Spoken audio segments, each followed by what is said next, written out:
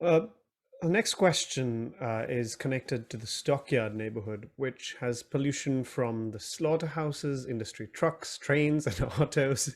I can see Nikki already melting in frustration.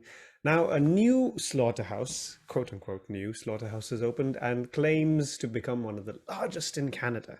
This means increased toxic emissions from the plant, an increased number of heavy load animal trucks, which damage the roads, an increase in noxious odors.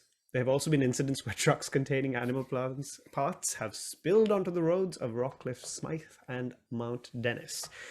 The vast majority of the residents do not want slaughterhouses in the area, and they're concerned with the health and safety of themselves and their children. Yet, the federal government issued a license for the new one.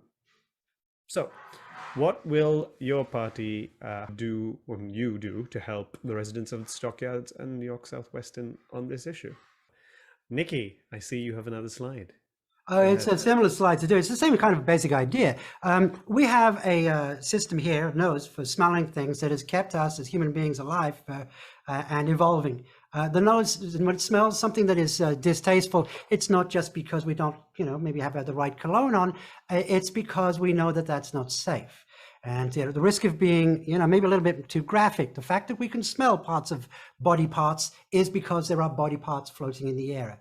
And this shows the small particles that represent part of the air pollution. The number one center pollution is trucks, which of course is an issue, and the number two is industry. And so there's a relationship here in terms of communicating the severity of the problem. It smells bad, you say. Well, you know what? So what? That's just NIMBY, not in my backyard argument that can be dismissed. So this is what happens at the municipal level. The fact of the matter is that what we smell is poisonous. And anybody who has been inside one of those places, as I have, remains forever changed. It is disgraceful. Not only is there blood, but there is also the internal effluence that comes out. Not just the parts that are spilled on the road, but the defecation, the waste from terrified animals being driven through dense downtown traffic.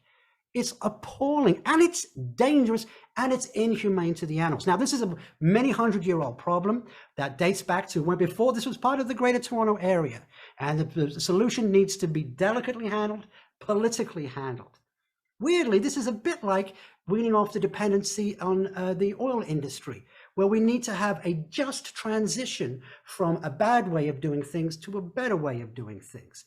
You cannot be killing animals in a major metropolitan area.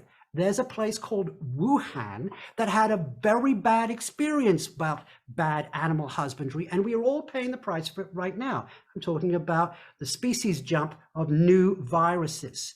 And we have this right downtown in our neighborhood. It's not an appropriate place. You can't be putting these kind of things in heavily urbanized area. And so we need to find a way to transition this industry, which is important, it does provide jobs and food, but out of this neighborhood. And that is something that has to be handled very, very delicately. You can't just say, oh, it's bad, it smells bad. There has to be a cross-jurisdiction response. And there has to be some compensation for that because it's expensive to move it out of our area, but it is solvable. Thank you.